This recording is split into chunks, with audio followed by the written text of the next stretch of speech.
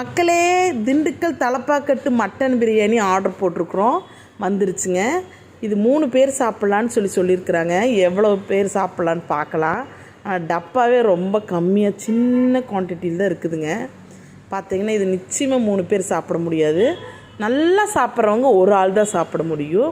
இதுக்கு பார்த்திங்கன்னா ப்ரெட் அல்வா கொடுத்துருக்குறாங்க. அது சின்னதாக 1 ஸ்பூன் தான் இருக்குது.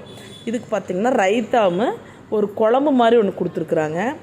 அது பேக்கெட் நல்ல பேக்கேஜுங்க, யாருமே பிரித்து பார்க்காத மாதிரியோ எடுக்காத மாதிரியோ நல்லா கொடுத்துருக்குறாங்க. பார்த்திங்கன்னா இது ஃபுல்லாக பிரித்து பார்த்தா அந்த டப்பாவே ரொம்ப குட்டிங்க. அந்த டப்பாலேருந்து பார்த்திங்கன்னா அதுலேயும் ரொம்ப கம்மியாக தான் இருக்குது. இது பார்த்திங்கன்னா நல்ல ஒரு ஆண்மகன் நல்லா சாப்பிட்னா ஒரு ஆள் சாப்பிட்லாங்க. நமக்கு இப்போ நானும் என் பையனு மட்டும்தான் சாப்பிட போகிறோம்.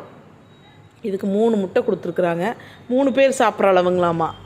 அதே மாதிரி பார்த்திங்கன்னா ரைஸ் எல்லாம் நல்லா உதிரியாக நல்லா தான் இருக்குது. ஸ்மெல்லு மைல்டாக.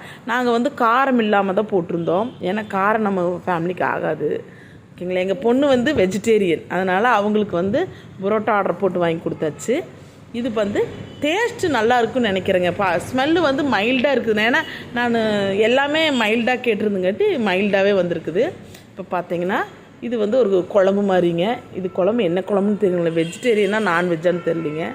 இது ரைத்தாங்க. ரைத்தா பார்க்குறக்கு நல்லா கெட்டியாகவே நல்லா நீட்டாக இருந்ததுங்க. இதுதான் 2 பேர் சாப்பிட்லாங்க. நல்லா சாப்பிட்றவங்க ஒரு ஆள் தான் சாப்பிட முடியும். பீஸ் பார்த்திங்கன்னா எல்லாம் எலும்பு தான் இருக்குதுங்க. ஒரு 5-6 பீஸ் தான் கிடந்துச்சு, ரொம்பலாம் சொல்ல முடியாது. இப்போ பார்த்திங்கன்னா பீஸ் பாருங்கள், இது எலும்பு தான். எலும்பில் ஒரு 3 பீஸ் ஒட்டிகிட்டு இருக்குது. மட்டன் பிரியாணி டேஸ்ட் பார்த்திங்கன்னா ரொம்ப ரொம்ப சூப்பராக இருக்குதுங்க. உண்மையாக சொல்கிறேன், தலப்பாக்கட்டு தான்.